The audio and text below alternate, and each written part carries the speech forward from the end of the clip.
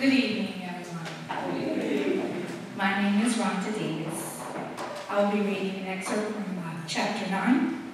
And it's titled, It's All a Game Until Somebody Gets Hurt.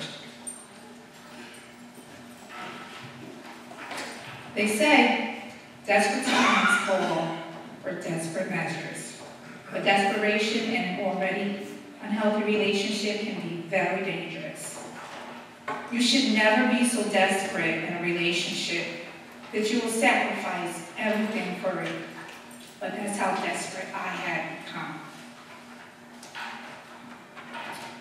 Monty was putting me through hell. It was like he had multiple personality. He had multiple personality disorder.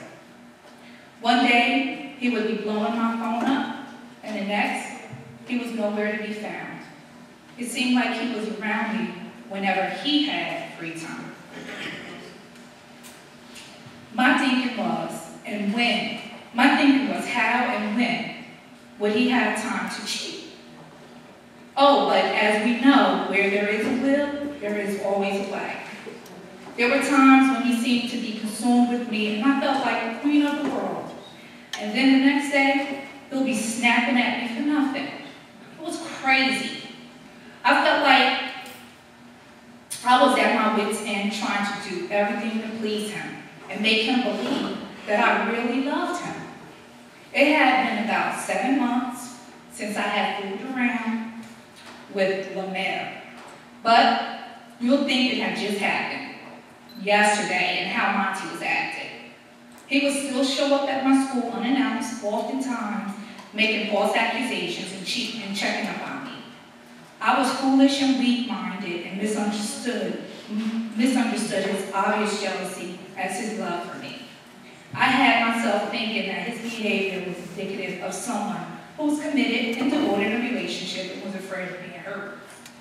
Yeah, he was afraid, right? Afraid that I was dogging him out like he was dogging me out.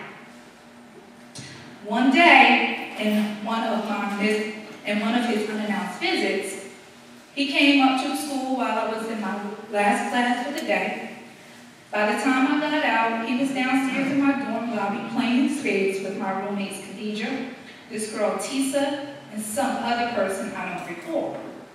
I told him I was going upstairs to do my homework while he played, so by the time the game was over, I would have finished. He said that he would call me. He would call me as soon as the game was over.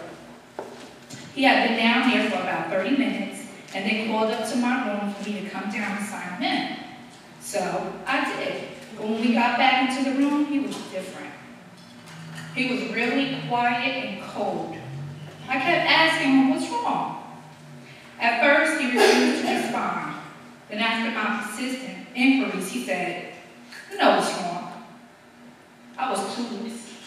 Finally, he told me that while he was playing cards, that the girl Tisa called him Lemaire. And when she did,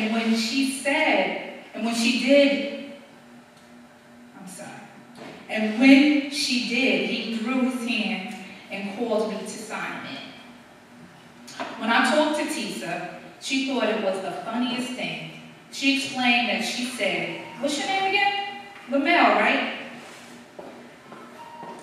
She has obviously done it to try to be funny because she knew very well who Lemaire was and knew what he looked like. She set me up, and just when I felt like I had done all I could do to prove to Monty that I was committed to him, that was the straw that broke the camel's back.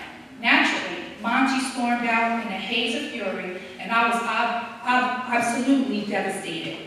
There was nothing I can do or say to calm him down. I had done nothing wrong, yet I was still paying for an indiscretion that had happened over 6 months prior.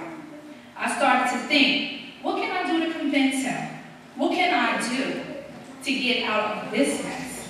I had concluded that there was only one thing to do to ease the pain I was feeling. End it all. Kill myself.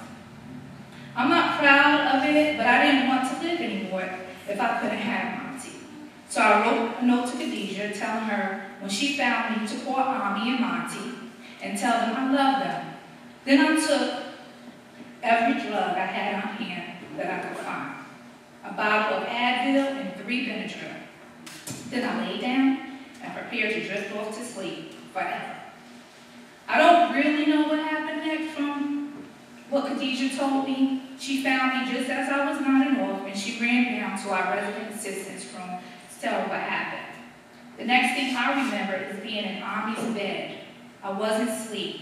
Ami wouldn't let me go to sleep.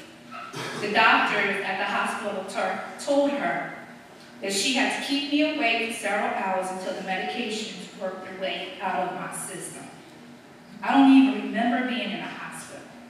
Ami talked my head off, then she yelled at me, and then she talked some more until it was morning and time for me to take me back to school. Ami said she didn't care if I was sleepy or sick, but I was still going to my classes. Wow.